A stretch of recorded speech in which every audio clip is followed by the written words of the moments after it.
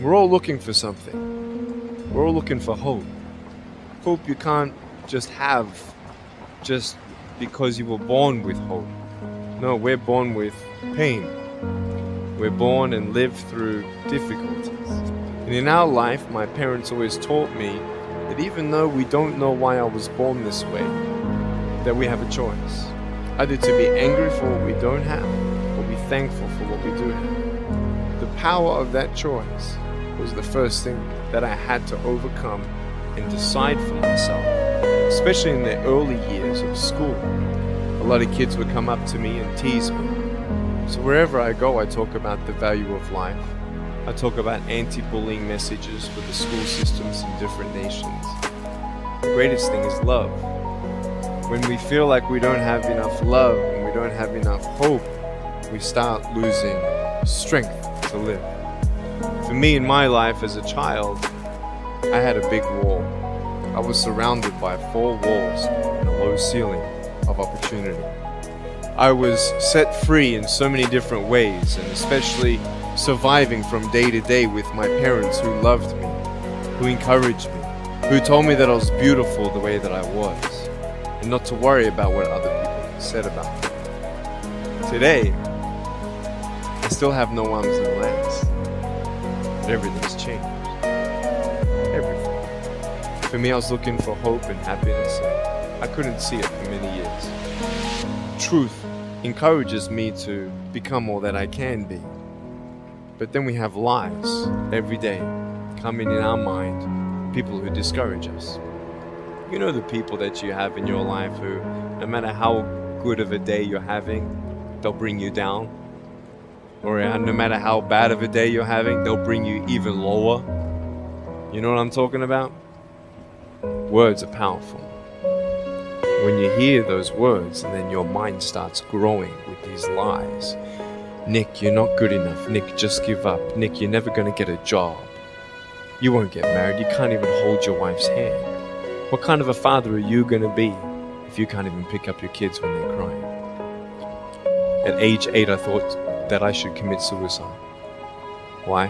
I didn't have hope. I thought I didn't have hope. Today you can see that I had hope.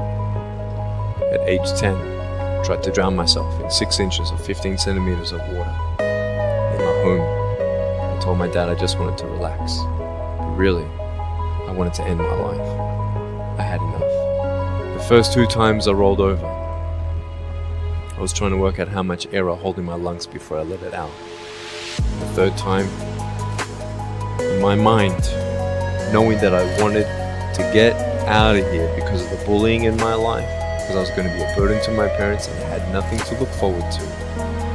I realized at that moment that if I actually went through with committing suicide, I would leave a greater burden for my parents than they already had. So when I saw in my mind my mum and my dad and my brother crying at my grave, if I went through with it, that one thought saved me. If my parents never told me that I was beautiful the way that I was, if my parents never told me that I was special and that I was loved, I wouldn't be here today. So I encourage every single parent who tries their best to encourage their teenagers. Every single human being has value, and my value is not determined on how I look or what job I have or where I'm from, where I was born, how much money, all that stuff is nothing. With all the money in the world, I'll never be happy. Why? Because money is something that cannot heal the soul. So many kids, they come up to me, it's amazing, they put their hands behind their back and hug me with their neck. And I've realized in life, even the worst parts of my life can be turned into good, and even more special. And I know that every day my choices will affect this life, other people's life, and my eternal life. You got to come to the truth of knowing who you are and why you're here. William Barclay, he said, the greatest 2 days in anyone's life, the day you were born and the day you knew why. I am here for a reason.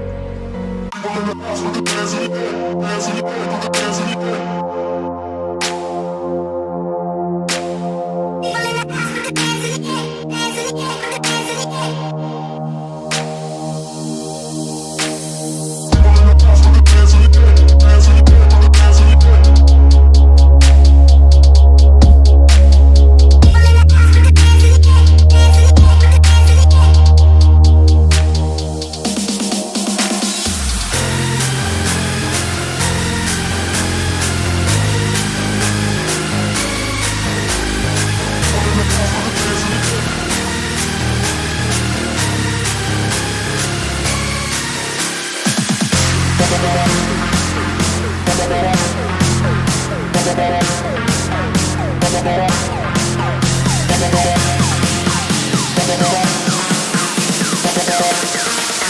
of the